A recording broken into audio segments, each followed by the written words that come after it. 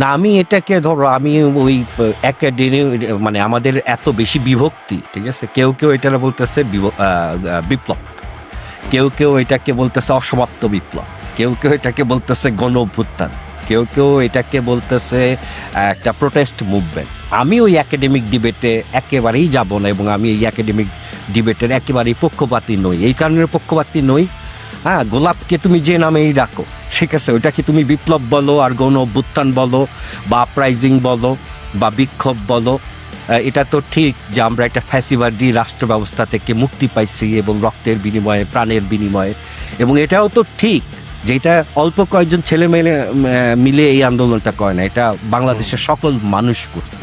অভিভাবক তার সন্তানকে মিছিলে পাঠাইছে, এটা অভিভাবক, আমরা দেখছি এক মা তার ছেলেকে অ্যারেস্ট হয়েছে, তার পিঠ চাপড়েও মা তার ছেলেকে শাবাশি দিচ্ছে।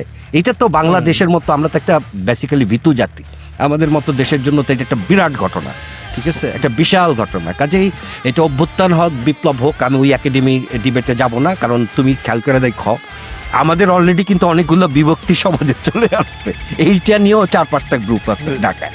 আমি এই বছর 5বার গেছি বাংলাদেশে, এইটা নিয়ে 4-5টা গ্রুপ আছে। একদল বলে এটা বিপ্লব, আরেক দল বলে এটা অসমাপ্ত বিপ্লব, আরেক দল বলে এটা অভ্যুত্থান, আরেক দল বলে এটা অভ্যুত্থান না, এটা ছিল সন্ত্রাসী কার্যকলাপ, আরেক দল বলে এটা একটা আন্দোলন ছিল, গণ।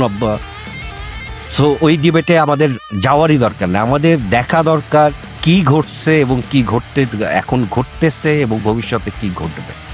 এইটা ঠিক। কমপক্ষে 1400 মানুষ মারা গেছে, যাদের অধিকাংশ তরুণ, 1, 2 এদের অধিকাংশ সাধারণ শ্রমজীবী, এদের কিন্তু ম্যাক্সিমাম নাম্বার ছাত্র না, এদের অধিকাংশ হচ্ছে শ্রমজীবী মানুষ, মানে চালা, রিক্সাওয়ালা, ভ্যানওয়ালা, গার্মেন্টসের কর্মী। এরা তো কোনোদিন রাজনীতি নিয়ে মাথা ঘামাইতো না, এরা মারা গেছে, এই আন্দোলনের শহীদ হয়েছে, ঠিক আছে? সো এই আন্দোলনটার মূল্য এই সময় অসীম।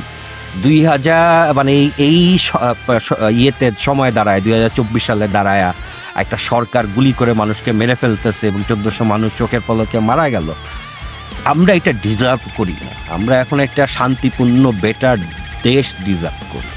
এবং মানুষ যে আশা আকাঙ্ক্ষা নিয়া, হ্যাঁ, এই শেখ হাসিনাকে দেশ থেকে পালাতে বাধ্য করছে, সেই মানুষ তো আমাদের কাছে, এইসব ছেলেপেলেদের কাছে, এই এখনকার যে নেতৃত্ব, আমাদের বর্তমানের যে সরকার, তাদের কাছে তো তারা অনেক বেটার কিছু ডিজার্ভ করে।